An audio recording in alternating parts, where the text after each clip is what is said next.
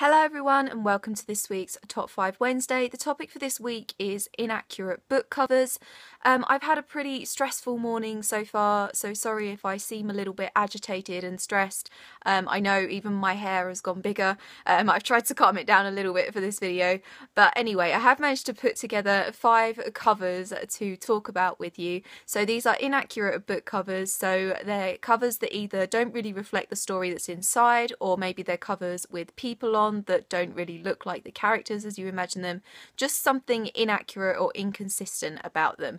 So the first book that I think has an inaccurate cover is Ready Player One by Ernest Cline. This little paperback edition, it is relevant because this is the stack of motorhomes that Wade actually lives in, but I don't really think that it's reflective of the awesomeness that is this book. I much prefer the hardback edition. That's the kind of, I think it's red with the yellow Pac-Man font for the Ready Player One and Ernest Cline on the front. I really love that edition, and I do really appreciate the Pac-Man font of the title on this cover, but I just think it's a little bit of it's not a particularly attractive cover, and it doesn't really kind of make me want to pick it up. I mean, I did pick it up and I did love it, but I think the reason I picked it up was because so many people were telling me it was awesome. If I saw that in a bookshop, I'm not sure I would be as inclined to pick it up, but I'm really glad that I did, and thank you for everyone that recommended it to me.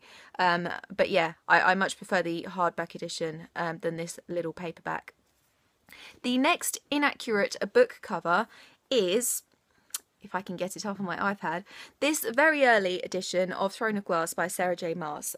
So this, I think, is the original American hardcover edition of the first book in this series.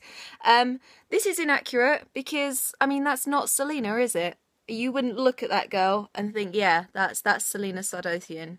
She is much more true to the girl that is on the actual paperback editions that we all have, I think. So yeah, I just think that she looks a little bit too sort of angelic in that picture, I think. I know you possibly can't really see it that properly, but if you look up this edition online, I think you'll agree with me. If you're into the Throne of Glass series, you'll agree that that girl is not Selena. She looks too much like a Barbie doll. And I know Selena is supposed to be like typically beautiful and everything, but I don't think she looks like that. I think her hair is more sort of silvery blonde than golden blonde like that girl's is. So yeah, that's why I think that this cover is a pretty inaccurate. The next inaccurate book cover is this edition of The Great Gatsby, and I've read The Great Gatsby and I'm not a huge fan of it, I've got to be honest. I know a lot of people are, so that's probably a terrible thing to say, but I think this edition of it makes it look a little bit eerie and a little bit more spooky than it actually is, because it's not fantastical and it's not supernatural or anything, and that's obviously supposed to be Daisy looking out over the river towards Jay, and yeah, but I don't really think that's that sort of weird shadowy silhouette type effect. It doesn't make it look like the sort of story it is. Like, you wouldn't think that that's a 1920s modern classic, I don't think. I mean, yes, she is dressed in obviously 1920s party gear, but I don't think it sort of reflects the whole genre. I think it kind of suggests that it is in a genre that it's not, if you know what I mean.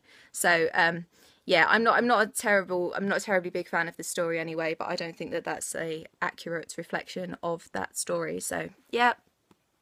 The next inaccurate cover, and when I saw this online I thought, okay, this cover has to be in this video, and it's this really weird edition of The Wizard of Oz by L. Frank Baum.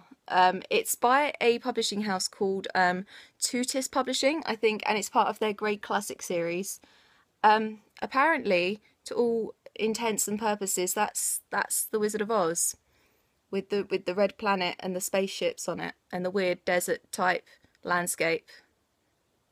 I don't know.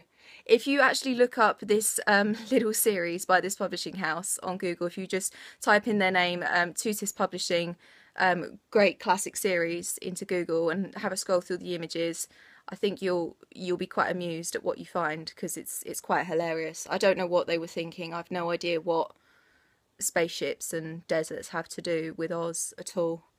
But yeah, anyway, that's something that you can possibly do in your spare time.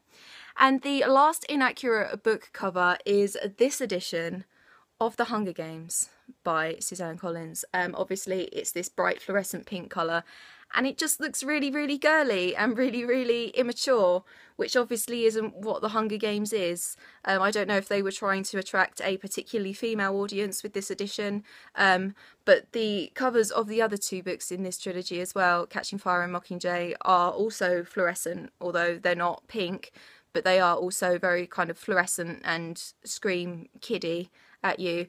And I just think it's not really a great representation of what the series is about, because it's not twee, it's not really for young teenagers. So yeah, I don't like these covers, and they're not really what The Hunger Games is about. So yeah. And that is it for this week's Top 5 Wednesday. What Inaccurate book covers did you choose this week? Let me know. I will leave all my social media in the description down below. I hope you're having an awesome day, and I'll see you very soon for another video. Bye bye.